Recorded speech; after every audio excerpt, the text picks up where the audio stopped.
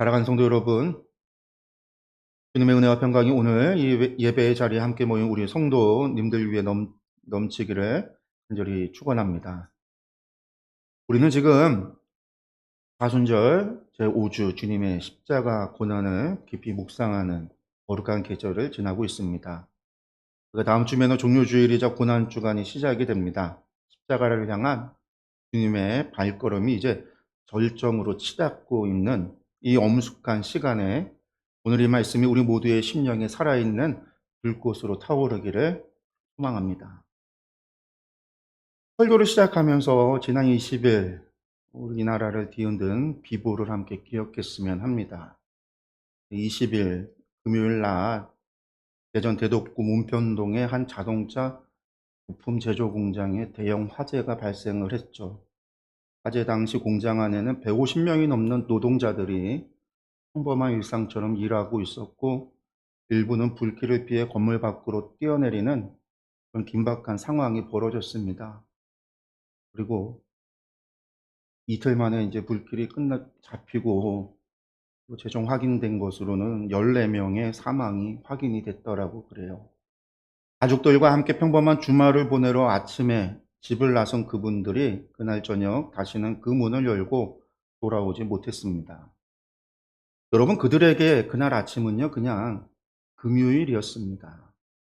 출근하고 밥 먹고 퇴근해서 아이들 얼굴 보고 자면 되는 그런 평범한 하루였습니다. 근데 그 하루가 마지막이 될 줄은 아무도 몰랐습니다. 삶은 그렇게 예고 없이 끝납니다. 이 소식을 들으며 저는 오늘 본문의 말씀이 더욱 절절하게 다가왔습니다.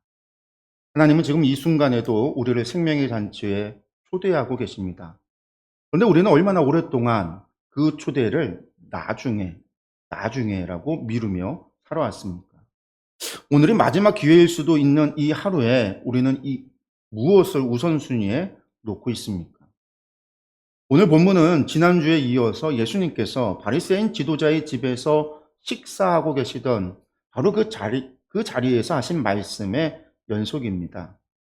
예수님께서 갚을 것 없는 가난하고 병든 자들을 청하라. 그리하면 그들이 갚을 것이 없으므로 내게 복이 있으리니 의인들이 부활 시에 내가 갚음을 받겠다. 이 말씀을 하시자 그 자리에 있던 한 사람이 감탄을 하면서 오늘 말씀이 시작이 되는 거예요. 바로 15절에 무릇 하나님의 나라에서 떡을 먹는 자는 복되도다. 아주 신앙적이고 경건하게 들리는 고백입니다. 그런데 예수님은요, 그 신앙적인 고백을 향해 오늘 본문의 큰 잔치의 비유를 던지면서 그들의 위선을 고발합니다. 너희가 입술로는 하나님 나라를 사모한다라고 하지만 막상 그 잔치가 열렸을 때에 너희는 온갖 핑계를 대면서 등을 돌릴 것이다. 오늘 우리는 이 말씀 앞에서 우리 일상을 지배하는 합리적인 핑계의 위험성을 직면하게 될 것입니다. 그리고 그 핑계를 뚫고서 자격 없는 자들을 길거리에서 강권하여 채우시는 하나님의 뜨거운 십자가 사랑을 만나게 될 것입니다. 먼저 우리가 16절에서 20절의 말씀을 다시 한번 보겠습니다. 이르시되 어떤 사람이 큰 잔치를 베풀고 많은 사람을 청하였더니 잔치할 시각에 그 청하였던 자들에게 종을 보내어 이르되 오소서 모든 것이 준비되었나이다 하매 다 일치하게 사양하여 한 사람은 이르되 나는 밭을 샀음에 아무래도 나가 보아야 하겠으니 청컨대 나를 양해하도록 하라 하고 또 한 사람은 이르되 나는 소 5 겨레를 샀음에 시험하러 가니 청컨대 나를 양해하도록 하라 하고 또 한 사람은 이르되 나는 장가 들었으니 그러므로 가지 못하겠노라 하는지라. 아멘. 당시 1세기 고대 근동의 잔치 문화에는요, 아주 독특한 관습이 하나 있었습니다. 잔치에 초대를 할 때는요, 2번 초대를 한 거였어요. 첫 번째는요, 날짜를 미리 알려서 이날 날짜에 올 수 있겠습니까? 라고 확인하는 사전 초대가 있었고요. 두 번째는요, 잔치 당일날 짐승을 잡고 음식을 준비해서 준비가 다 완성이 되면은요, 이제 준비가 다 됐으니까 오십시오라고 하는 최종 통보를 보내는 초대가 두 번째 초대였습니다. 오늘 본문 17절은요, 바로 이 두 번째 초대에 해당이 되는 거예요. 그러니까 한마디로 말해서 잔치상이 다 차려진 결정적인 순간의 초대였고요. 다른 말로 이야기해서 그 초대에 참여하겠다고 미리 약속을 한 사람들에게 가서 그들을 초대하는 그런 상황이었다라는 거예요. 이미 가겠다라고 약속한 사람들에게 이제 오시면 됩니다 라는 최종 연락이 간 거예요. 그런데 18절에 다 일치하게 사양하여 이랬다라는 거죠. 짠 듯이 모두가 핑계를 댔다라는 거예요. 이때 사용한 헬라어가 파라이테이스다이라는 말인데요. 강하게 거절하다, 회피하다라는 말이에요. 근데 이제 뒤에 보니까 이들이 전부 다 핑계를 대고 있다라는 거예요. 아주 짠 듯이. 첫 번째 사람은 뭐라고 얘기하냐면 나는 밭을 샀음에 불갑을 나가보아야겠으니 양해해달라 이렇게 이야기를 합니다. 오늘날로 이야기하면 부동산, 재산의 핑계를 댄 거예요. 부동산 계약을 했으니 내 부동산 좀 봐야겠다 뭐 그런 거죠. 두 번째 사람은요, 나는 소 5겨리를 샀음에 시험하러 가니 양해해달라. 비즈니스 때문에 직업의 핑계를 댄 거예요. 세 번째 사람은요, 나는 장가 들었으니 가지 못하겠노라. 가정사, 사적 관계의 핑계를 댔습니다. 여러분, 이 핑계들이 악해 보이시나요? 전혀 그렇지 않죠.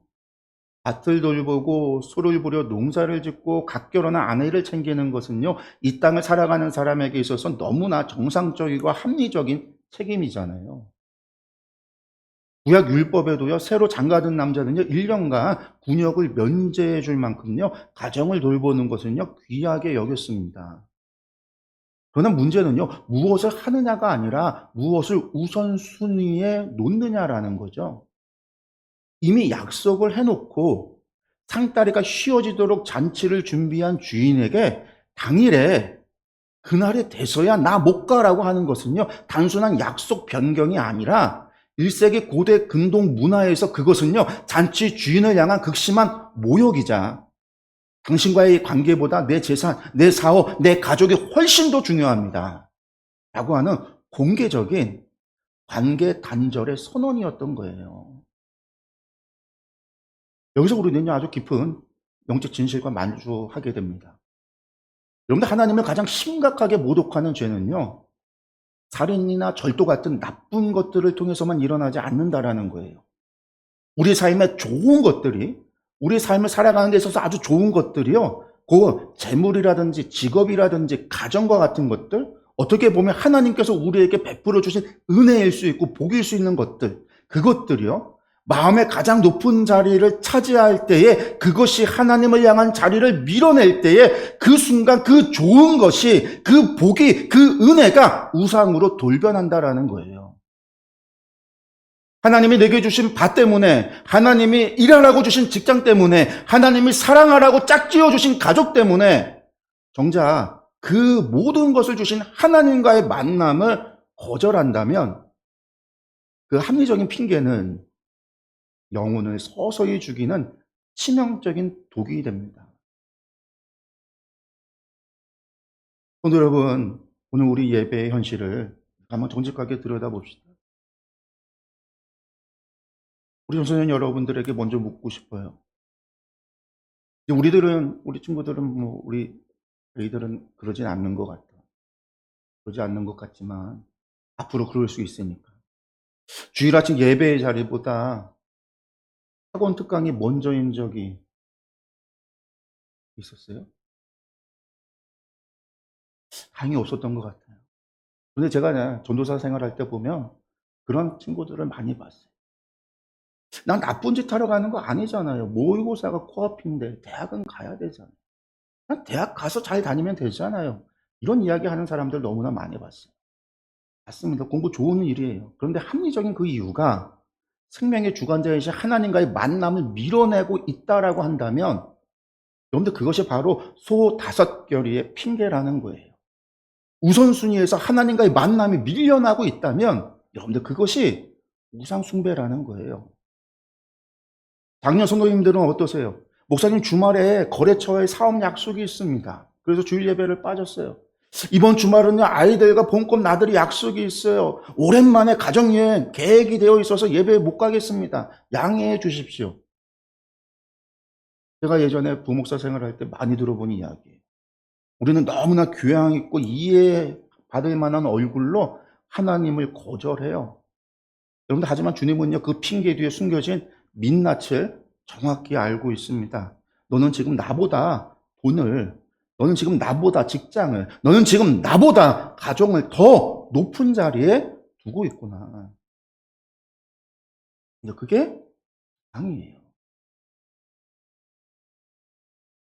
지금 금요일 대전 공장화재로 목숨을 잃은 그분들도 금요일 아침 집을 나서면 수많은 계획을 품고 있었을 겁니다. 이번 주말에 아이들이랑 뭘 하지? 다음 달에 어디를 가자? 올 여름에 어떤 여행을 떠나자? 그러나 그 계획들이 한순간에 다 사라져 버렸습니다.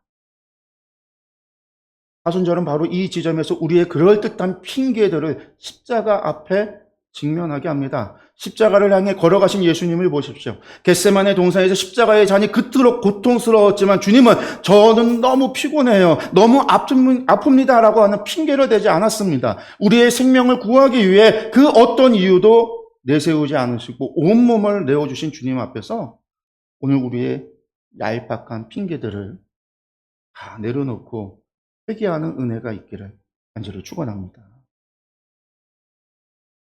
두 번째로 살펴볼 것은요, 이 거절당한 주인의 분노가,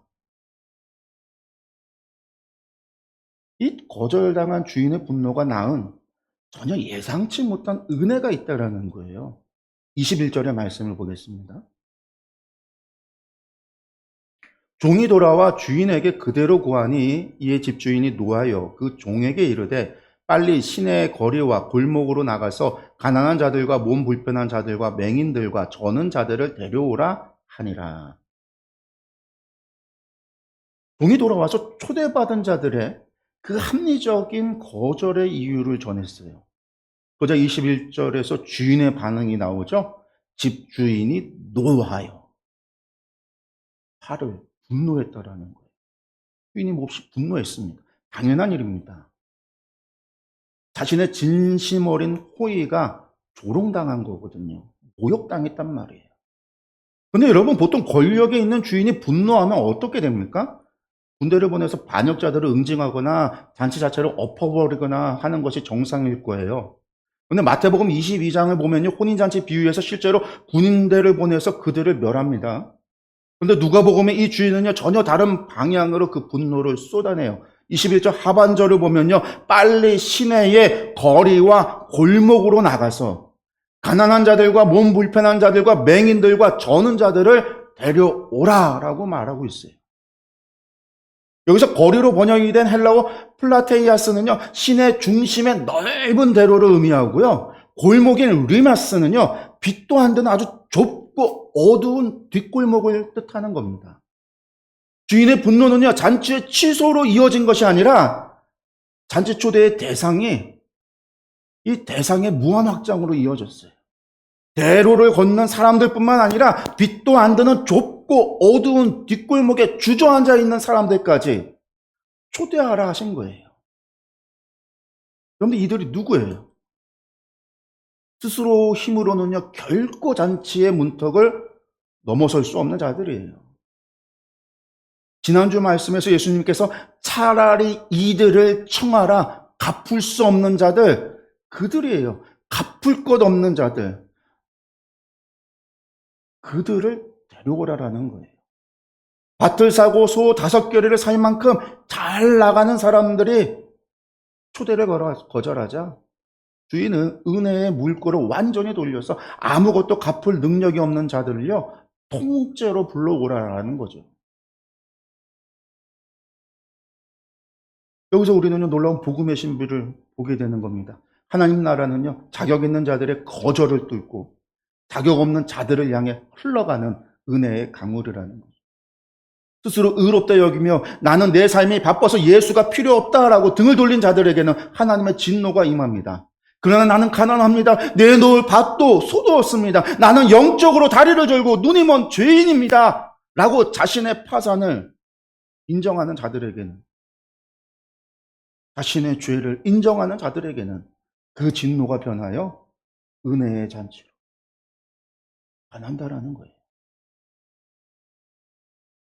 그리고 이 하나님의 진노와 은혜가 역사상 가장 완벽하게 교차한 그 지점이 바로 십자가입니다. 하나님은 인류의 죄를 향한 그 분노의 진노를 당신의 아들 예수 그리스도 위에 남김없이 쏟아 부으셨습니다. 그 대가로 좁은 골목길에 벌어져 있던 비천한 우리를 끌어내어 영원한 은혜의 잔치 자리에 앉혀주신 거죠. 사랑하는 성도 여러분, 기독교 신앙의 가장 큰 역설이 바로 여기에 있습니다. 우리는 가진 것이 있기 때문에 잔치에 참여한 것이 아닙니다. 가진 것이 없기 때문에 잔치에 부름받은 거예요. 우리는 하나님 앞에 내세울 밭이 없습니다. 자랑할 소 5겨리도 없습니다. 이 세상의 좁은 골목에 스스로 웅크려 울고 있을 수밖에 없었던 처절한 죄인들입니다. 그런데 주님이 종들을 보내어 우리를 찾아내셨고 우리의 더러운 옷을 벗기고 그리스도의 의의 겉옷을 입히시고 이 영광스러운 예배의 자리에 앉혀주셨습니다. 그러므로 교회 안에서 내가 얼마나 헌신했는데 내가 무슨 직분인데 라고 목에 힘을 주는 것은요, 이 은혜의 잔치를 스스로 모독하는 짓이에요. 세상에서 상처받고 찢겨 골목길에서 울고 있는 이들이 문턱 없이 들어와 춤을 추고 찬양하며 예배하는 것, 여러분들 그것이 바로 진정한 은혜의 교회입니다. 내가 바로 그 자격 없는 자였음을 날마다 기억하며 날마다 은혜 앞에 무릎 꿇는 저와 여러분 되시기를 간절히 소망합니다.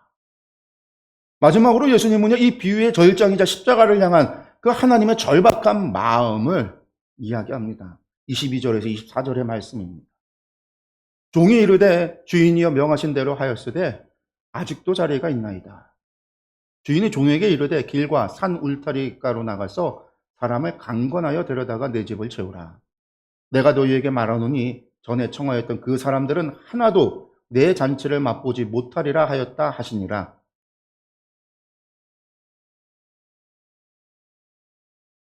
종이 거리와 골목에서 사람들을 다 데려왔어요.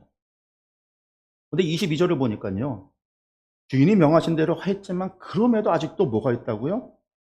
빈자리가 있다라는 거예요. 하나님의 은혜의 잔치는요, 너무나 크고 넓었습니다. 아직도 수많은 영혼들을 품을 자리가 넉넉하게 남아 있습니다.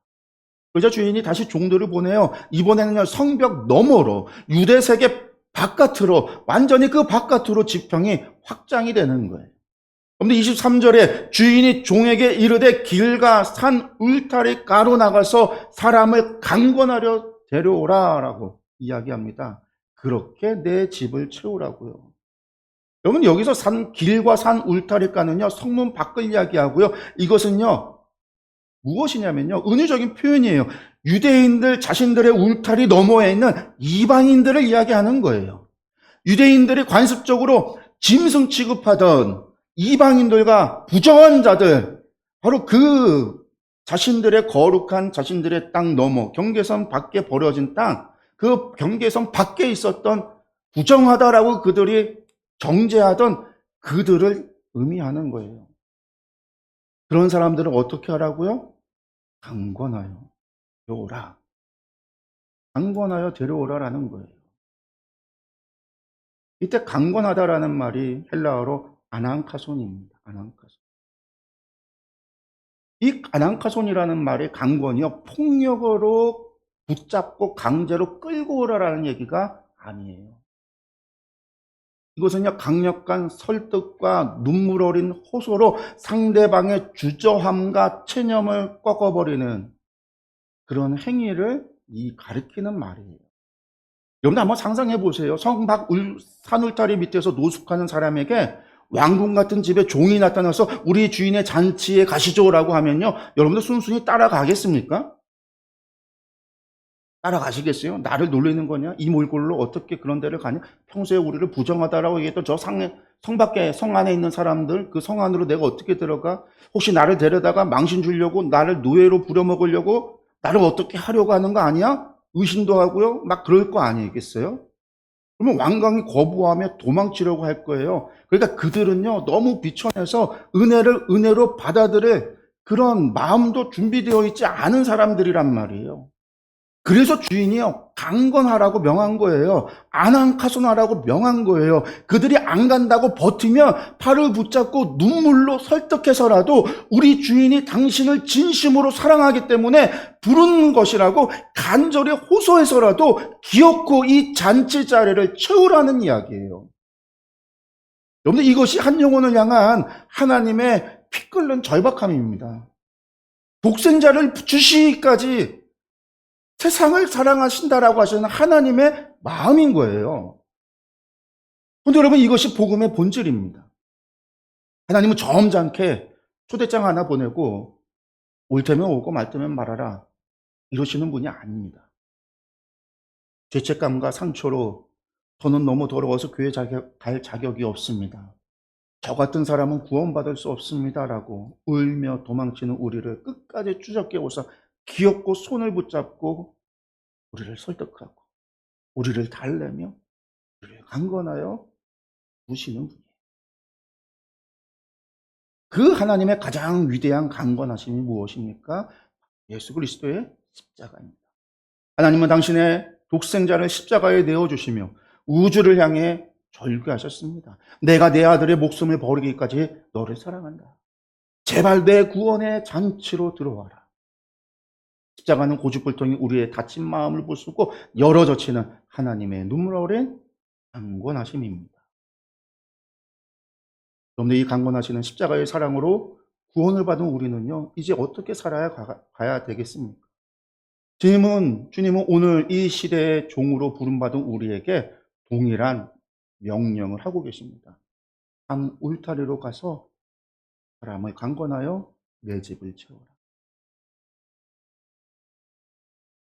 아직도 내 잔치에는요, 빈자리가 많다. 빈자리를 채워. 우리 교회의 빈자리를 보십시오. 검은 바 세상의 길거리와 산 울타리에는요, 영적으로 굶주려 죽어가는 영혼들이요, 지금 이 순간에도 수없이 많습니다. 구멸대전 공장화재로 쓰러진 그분들의 가족들이 그 자리에 있을 수 있습니다.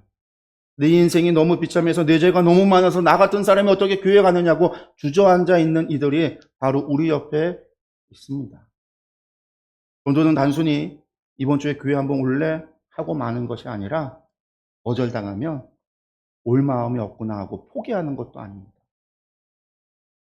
그 영혼이 주님의 사랑을 깨달을 때까지 밥을 사주고 눈물로 기도해주고 내 삶의 시간을 쪼개어 그 곁에 머물러 주는 것, 그것이 바로 참된 전도이자 교행동거의 삶입니다. 이번 한 주가 우리 주변을 돌아보시면 좋을 것 같아요. 내가 밭에 가고 소를 치고 내 가족만 챙기느라 무심히 지나쳤던 산 울타리의 영혼들은 누구입니까? 학업 스트레스로 무너지는 친구, 경제적 파산으로 극단적인 생각을 하고 있는 이웃, 복음을 거절하고 방황하는 내 가족, 그들의 손을 꽉 붙잡으십시오. 하나님이 당신을 사랑하십니다. 우리 함께 생명의 잔치로 갑시다. 이 십자가의 사랑을 전하며 주님의 빈집을 채우는 저와 여러분들이 되기를 간절히 축원합니다. 이제 말씀을 정리하도록 하겠습니다. 본문 24절의 마지막 선포는요, 참으로 엄숙합니다.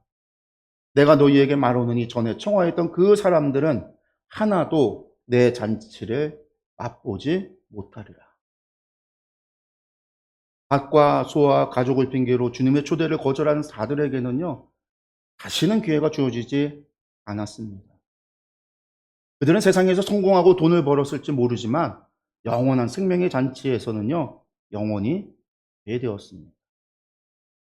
사랑하는 성도 여러분, 오늘 사순절 제5주를 맞이하여 십자가 앞에 우리의 삶을 정직하게 놓아봅시다. 여러분은 지금 어디에 서 있습니까? 나는 바빠서, 피곤해서, 아직 준비가 안 돼서 라고 하는 핑계 뒤에 숨어 예배의 자리와 기도의 자리와 헌신의 자리를 습관적으로 미루고 있지는 않습니까? 내 손에 쥔 소 5결의를 하나님보다 더 사랑하는 우상 숭배에서 이제는 돌아서시기 바랍니다. 그리고 기억하십시오. 자격 없는 우리를 이 영광스러운 잔치로 부르시기 위해 주님은 십자가에서 온몸이 찢기시는 대가를 지불하셨습니다. 대정화재 현장에서 세상을 떠난 영혼들처럼 우리에게 주어진 오늘 이 하루가 마지막 기회일 수 있습니다. 십자가의 강권하시는 사랑을 가슴 깊이 새기며 이제는 우리가 세상의 길과 산 울타리로 나갈 차례입니다. 나의 바쁨을 내려놓고 소외되고 상처받은 영혼들에게 다가가 참된 동행동거의 사랑을 실천하시기 바랍니다. 그래야 우리 교회의 빈자리가 눈물로 돌아오는 영혼들로 넘치도록 가득 채워지고 하나님 나라의 잔치가 매주 일어나는 위대한 역사가 저와 여러분의 삶을 통해서 이루어지기를 예수 그리스도의 이름으로 간절히 축원합니다.